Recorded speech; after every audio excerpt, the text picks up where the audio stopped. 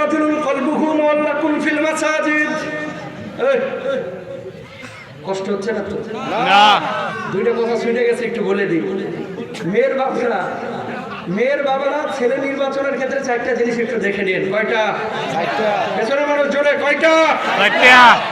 হয়নি, আসতে হয়ে গেছে, আরো জোরে কয়টা? এই যুবকগুলো ঠিক হয়ে যাবে, নাহলে কিন্তু মাইয়া পাবা না। চারটা জিনিস ওসমান রাদিয়াল্লাহু তাআলা আনহুর ভিতরে ছিল, এই জন্য আল্লাহর নবী নিজের এক কন্যা না, দুই কন্যাকে আল্লাহর নবী ওসমানের হাতে তুলে দিয়েছেন। জোরে সোরে বলেন আল্লাহু কয় কন্যাকে? নবীজির জামাই হওয়া এটা কিন্তু কপালের ব্যাপার, শুধু মধু কদু কিন্তু হইতে পারে না, ঠিক না? সুবহানাল্লাহ, জোরে সোরে বলেন। যে চারটা গুণের কারণে আল্লাহর নবী নিজের দুই কন্যাকে ওসমানের হাতে তুলে দিয়েছিলেন, একজনের ইন্তেকালের পরে আর একজনকে তুলে দিয়েছিলেন আল্লাহর নবী ওসমানের হাতে। চারটা গুণ কি ছিল? আপনারাও কোনো মেয়ের জন্য পাত্র যখন দেখবেন, জামাই যখন দেখবেন, এই চারটা জিনিস দেখে নেবেন। এক নম্বর, ওসমান ছিল তাকওয়াবান, আল্লাহর ভয়ভীত। দুই নম্বর, ওসমান ছিল মালদার, পয়সাওয়ালা। তিন নম্বর, ওসমান ছিল লজ্জাশীল। চার নম্বর, ওসমান ছিলেন রেসপন্সিবল একজন পারসন, দায়িত্ববান একজন পুরুষ। এই চারটা গুণের কারণে আল্লাহর নবী নিজের এক কন্যাকে না, দুইজন কন্যাকে ওসমানের হাতে তুলে দিয়েছিলেন। জোরে জোরে বলেন সুবহানাল্লাহ। কয়টা? এবার কুমিল্লার মানুষ আপনারা খেয়াল করেন তো, মেয়ে বিয়ে দেওয়ার ক্ষেত্রে আমাদের এলাকার মানুষজন কি খেয়াল করে? শুধু প্রথম প্রশ্ন করে, ছেলে করে কি? ঠিক না বে ঠিক? যদি শুনছে ছেলে সরকারি চাকরি করে, দাঁত দুইটা না থাক কোনো সমস্যা নেই। সরকারি চাকরি শুনলে মেয়ের বাবারা সেট করে উঠে, মনে করে যে আমার মেয়েকে আমি জান্নাতে রেখে আসতেছি। সরকারি চাকরি, বেসরকারি চাকরি, এইগুলো দেখে পরিবারে কখনো সুখ আসে না। সুখ আসতে লাগে দিন আল্লাহর কোরআন, ঠিক কিনা? এই দেখান কথাগুলো বলে যায়, লিখে নিয়ে যান। বাংলাদেশে যাদেরকে আপনারা আইডল মনে করেন, ওই যে নায়ক নায়িকা, গায়ক গায়িকা ফেসবুকে ব্লগ করে, দেখে মনে করেন মনে হয় পৃথিবীতে জান্নাতে আছে।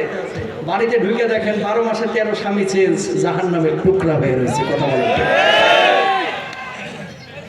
আর বক্তা, হুজুর, ইমাম, খতিব, ডাক্তার, ইঞ্জিনিয়ার, যারা সব জীবন যাপন করে, এদের পরিবারে টাকা নাই, এমন সুখ আছে যে সুখটা আপনি স্বপ্নেও কল্পনা করতে পারবেন না। ঠিক।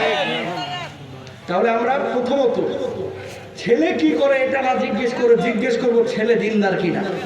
ছেলে কি কিনা? দিনদার কিনা। এবার আপনারা বলেন, যে ছেলে 5 ওয়াক্ত নামাজ পড়ে না, যে ছেলে কোরআনকে মানে না, যে ছেলে আল্লাহকে মানে না, সেই ছেলে কখনো সৎ হইতে পারে না, ঠিক কিনা? সুতরাং প্রথম প্রশ্ন হবে ছেলে দিনদার কিনা, ছেলে নামাজ পড়ে কিনা।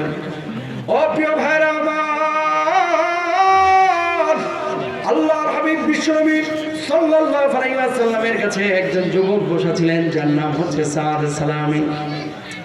খাটো মানুষ, মাত্র 2.5 হাত 3 হাত লম্বা।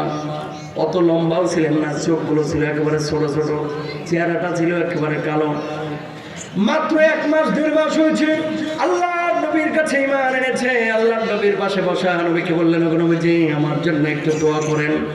সব আদেশ আপনার মানলাম, কিন্তু একটা আদেশ তো আমি মানতে পারলাম না। কই কি মানতে পারো নাই? তো আপনি তো সবাইকে বলেছেন বিয়ে শাদী যার সামর্থ্য আছে করতে, কিন্তু আমাকে তো কেউ মদিনার বিয়ে দিতে চাইলো না, তার মেয়েকে আমার কাছে দিতে চাইলো না। এই যে বিয়ে আমি করতে পারলাম না, আল্লাহর আদালতে কি আমার দাঁড়ানো লাগবে না? আল্লাহর নবী বললেন, ও কেন মানুষ তোমার সঙ্গে মেয়ে বিয়ে দিতে চাই না, কি সমস্যা? আল্লাহর নবী, আমি তো খাটো, আমি দেখতে কালো, আমার চেহারাটাও সুন্দর, মাল নাই, টাকা নাই, পয়সা নাই, এই জন্য মদিনার কোনো সম্ভ্রান্ত মেয়ে আমার সাথে কেউ দিতে চায় না। আল্লাহর নবী বললেন, স্যার যাও যাও যাও, মদিনার ওই ব্যক্তি যার নাম অমুক, তার বাড়িতে যা বলবা, ইবনে ওয়াহাব তার নাম, তার বাড়িতে যা বলবা আল্লাহর নবী তোমার পাঠাইছে, তার ঘরে একজন রমণী আছে, সুন্দরী আছে, তার কন্যা আছে, তার সাথে তোমার বিয়ে দেওয়ার জন্য প্রস্তাব দাও। আল্লাহর নবীর কাছ থেকে ওই ইবনে ওয়াহাবের বাড়িতে গেলে জবাব করে বললেন, আসসালামু আলাইকুম। ইবনে ওয়াহাব বের হয়ে বললেন, কি যুবক, কি কেন এসেছো, কি খবর তোমার? আল্লাহর নবী আমার পাঠাইছে। কেন পাঠিয়েছে? আপনার ঘরে যে আপনার কন্যা আছে, কন্যার সঙ্গে আমাকে বিয়ে দিতে বলেছে।